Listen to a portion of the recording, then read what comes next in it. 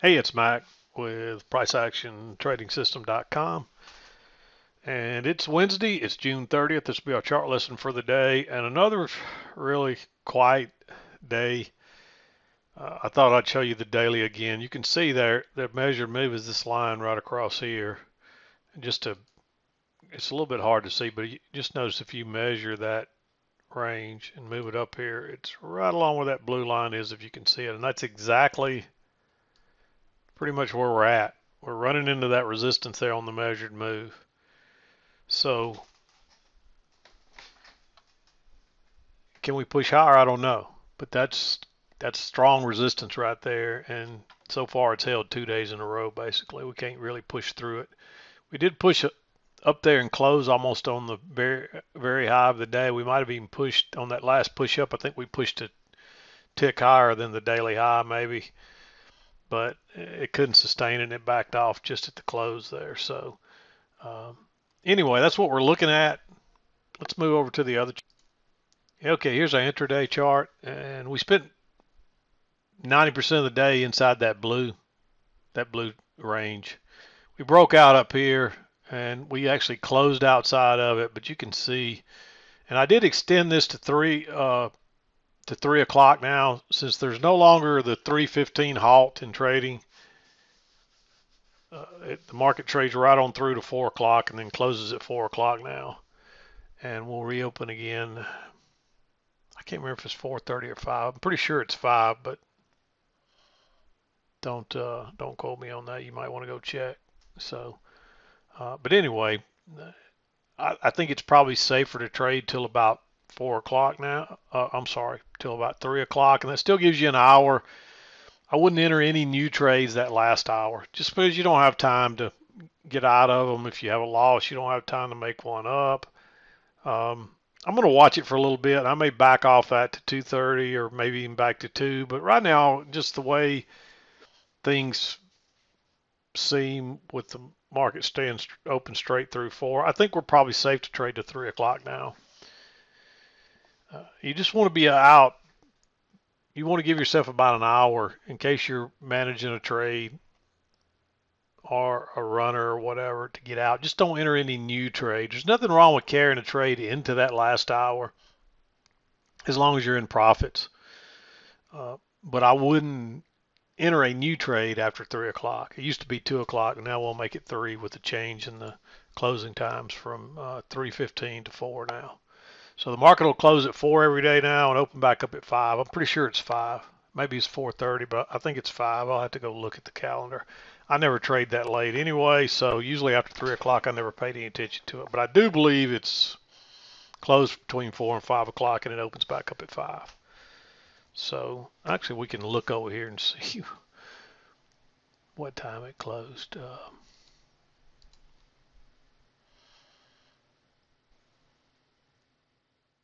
It's 4 o'clock, and then yeah, it looks like,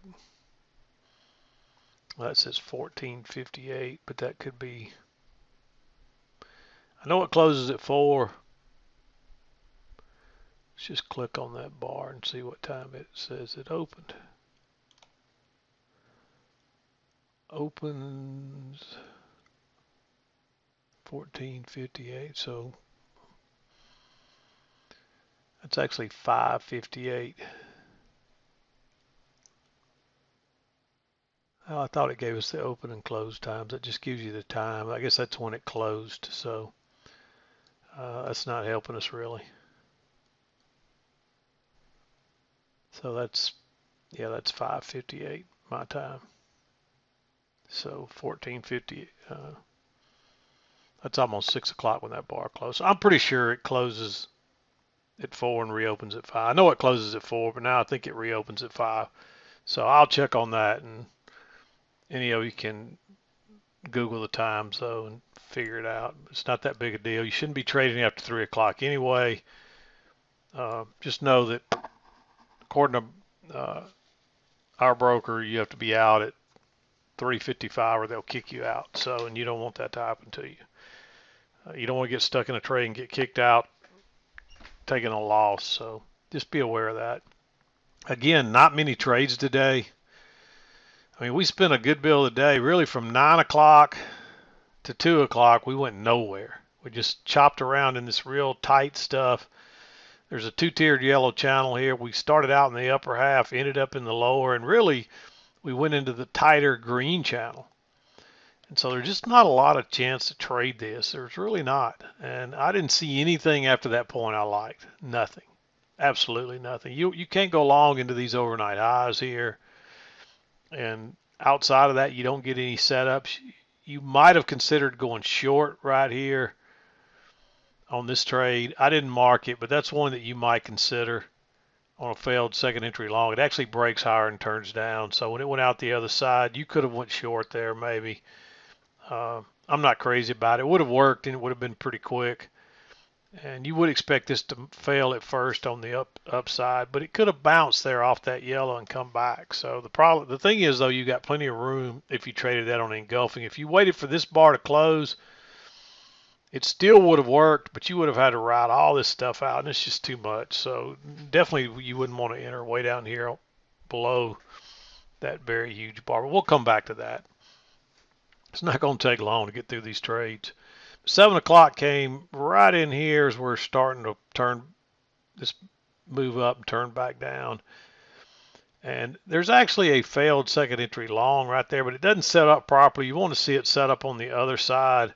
And there's a lower high here we're working down, but you've got a little channel here. It's really hard to know what's correct here. This looks more like sideways stuff than it does a trend down. It looks like the trend down didn't really start till right here, maybe like so. And you get a close outside and move down to a new low, and then it reverses. So you might go short right there. I'm not crazy about it. You would look at that as a lower high. It looks a little like a reversal, but it's only a first entry, and you don't get a second entry till way down here. So you can't really trade it as a reversal. And it's moved a good bit for a lower high. So I just think you're better off to wait on something better than that. Then, of course, it bounces, and you get a first entry long and a second entry long. The problem with the second entry long is the signal bar is not very good. However, it's also a first entry short, second entry short, and that's a reversal type pattern. You got enough room to get out. So you're entering on a second entry and a failed second entry short. So it doesn't matter about the signal bar due to the trap and the failure. And you can see it runs up pretty quickly. And so that's really the first and only trade of the day for till almost lunchtime, late morning. And we just kind of work back, and we actually get a break of the trend line right here. It's always possible that this is correct on the trend line. It does fit. It does still fit inside the midlines. So that's something to consider. But originally I drew it like this, and it does seem to fit there. So you still get a spike and channel up on this little, notice it spiked up and then we went into this green two-tiered channel. So it doesn't really matter how you played it. I think you come out to the same place either way. The difference would be that if this was the first break here, that you'd be less likely to want to go short still looking for a long. And notice there are two legs of correction. There's a leg down, then we just kind of went sideways, and another leg down, a perfect measured leg at that. And then we ran to a new high. But it could have still been correct the first way. You get your break, you move to a new high, and then you got two legs of correction, and then you started on another new pattern to the upside. So it works out the same pretty much either way. I don't see much difference. I don't think it matters which way you see it, because you still ought to be able to find this green channel. Well, let's just get that out of the way just so it's not so confusing looking. And notice that we broke loose here. You don't get a good signal bar, and then you're in congestion in the lower half of this. So I don't think you want to go long there. There's no real short setups either, but finally you get a possible long here. Notice you got basically, that's a double bottom, and you try to go short once, you try to go short twice, and you actually get a triple test. We broke higher, came back here, we broke up again, came back, and then we broke up, made a higher high, and came back and tested that again. So that's 3 tests of that. You could look at it like a failed second entry short, and after a double test of these highs, if it breaks higher, we're probably going to run on up, and which it does. It acts like a trap. It's still a little aggressive, but I marked it. And then we just kind of chop on up here. We get an overshoot here, and we get a break, and then a move to a new high, and then we actually get 2 quick legs down there. And then we just went, and this is where it gets really, really hard to trade this. I mean, you're just better off not to enter in that. I just don't see anything I like there.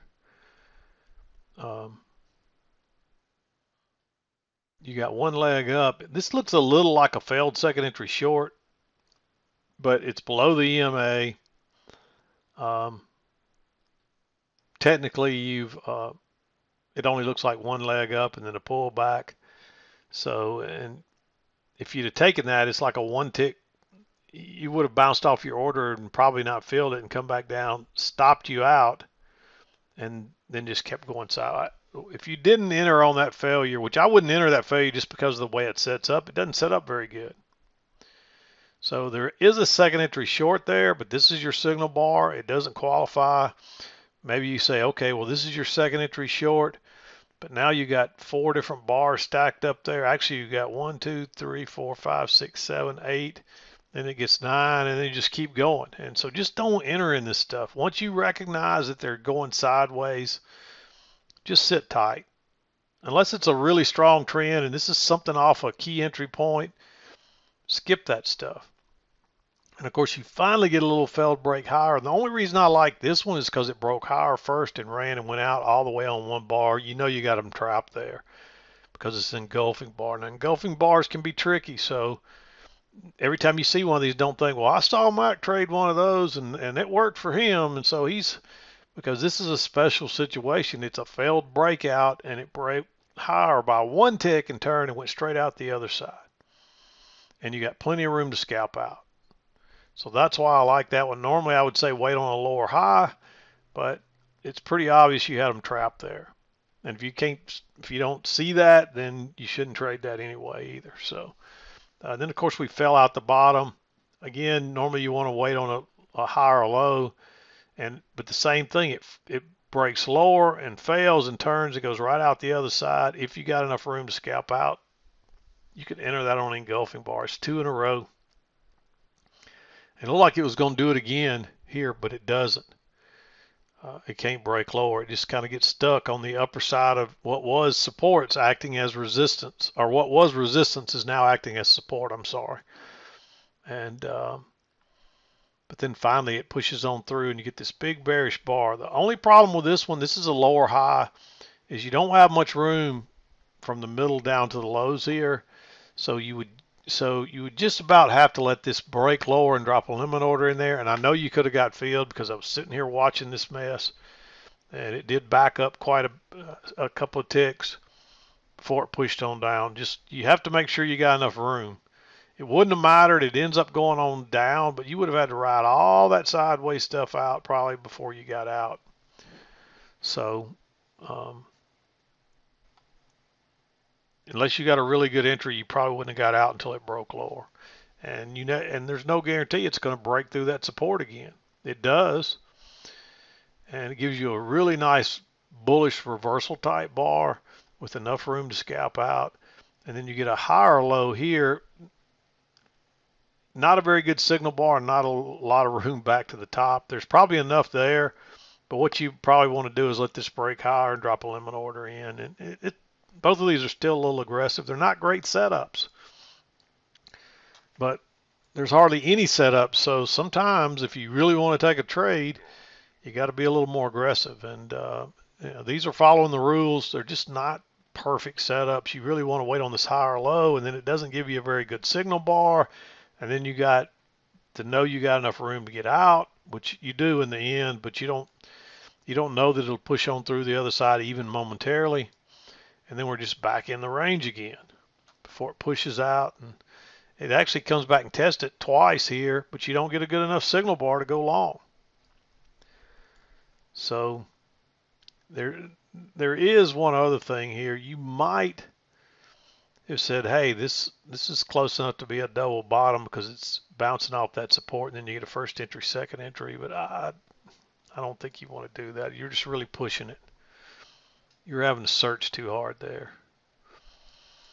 And of course, we do get a break of this channel, 2 legs to a new high, and then boom, it sells off. Now you might sell this one too. That is a hugely bearish bar. It's clearly off the upper side. It's clearly a failed breakout here, a very strong resistance. So again, you're better, and you do have a break and 2 perfect legs up. I mean, that's basically 2 measured legs up. Actually, a little more than 2 measured legs. So you may take that trade. I'm going to, again, I'll mark it, but it's green. It's going to be aggressive because you're better off to wait on that lower high, because sometimes you'll get something like this and it'll break lower and then it turns up and stops you out. So you got to be careful with them.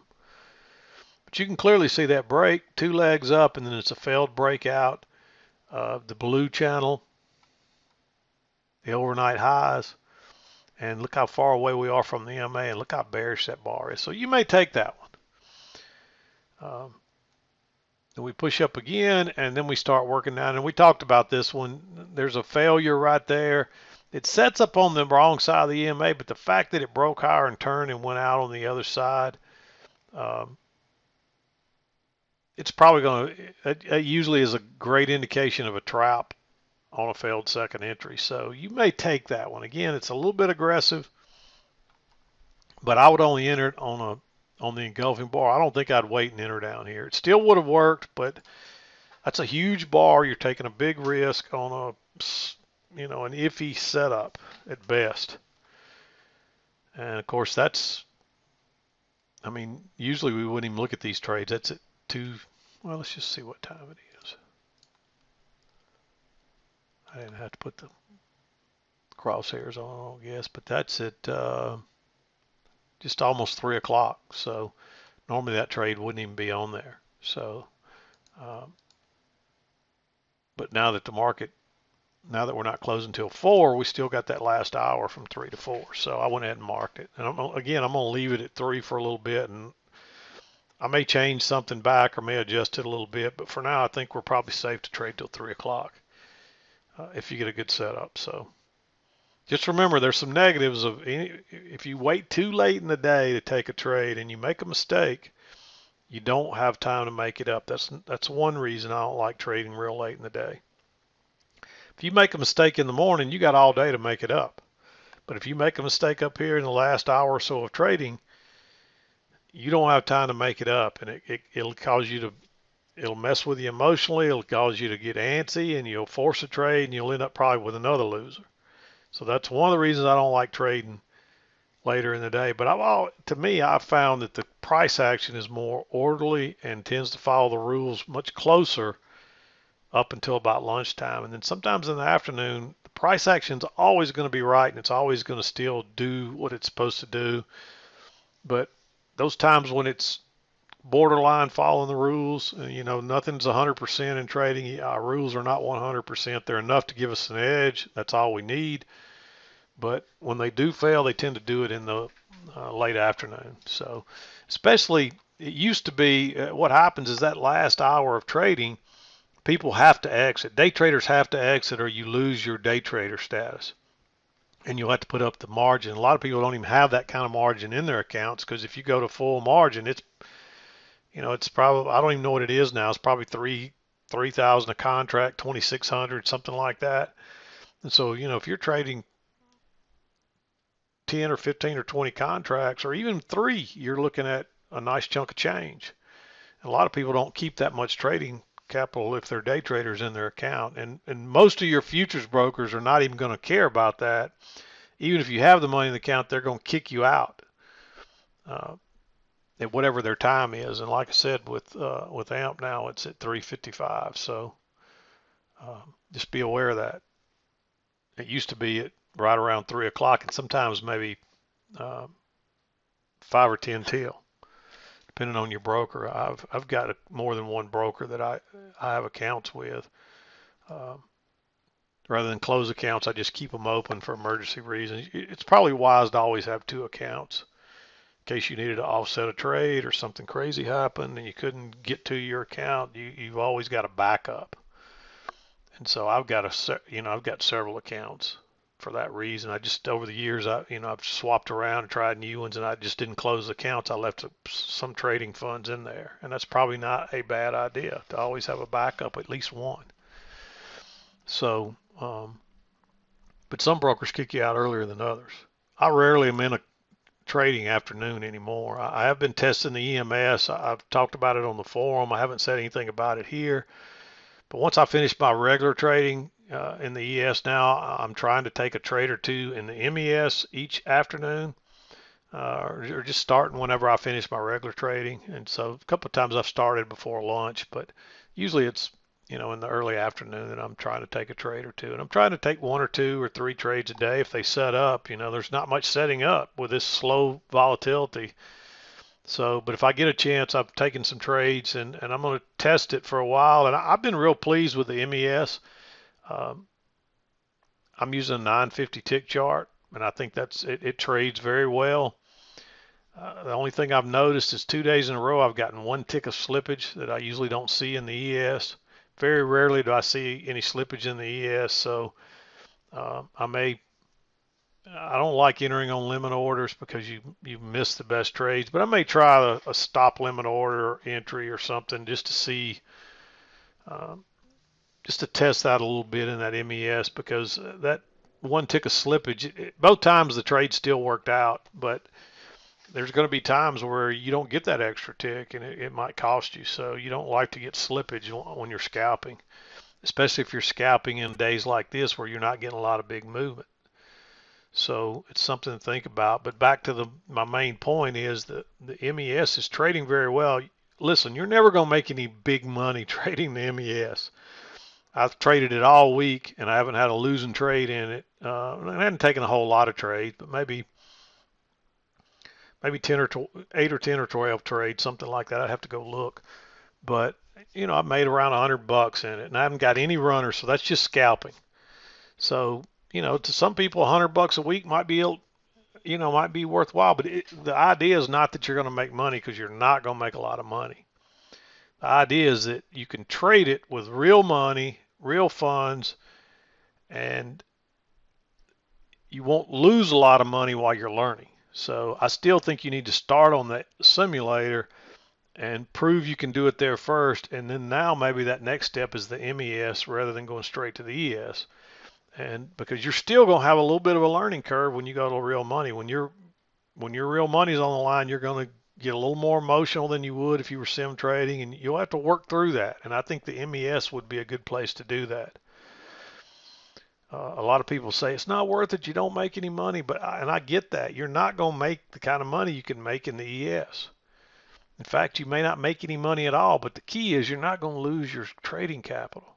That's the reason most people quit, is because they try to trade too early and they lose all their money. And you can't afford to do that, because if you don't have any trading capital, guess what? You can't trade. You don't have any margin. If you don't have any margin money, you can't get in a trade. So don't overlook that MES thinking that you can't make any money there, because guess what? If I can make $100 a week, that's $400 a month. Am I getting rich? No. But there's places in the world where people could do this and make $400 a month and live pretty dang good. So, and if you can make $400 a month, eventually you can scale it up, and eventually you can get to the ES where you could make $400 a day or more, easy. So don't lose sight of what we're trying to do. If you're in this to make money and that's your number one goal right out of the gate, you're probably going to fail. You really need to be in this because you enjoy trading, and you should look at it as a skill you're trying to learn. If you're chasing the dollars, which most people are when they come in here and they have those unrealistic expectations, they don't last very long, because it never fails. You'll go live before you think you're ready, and you'll lose a bunch of money, and you might even blow your account.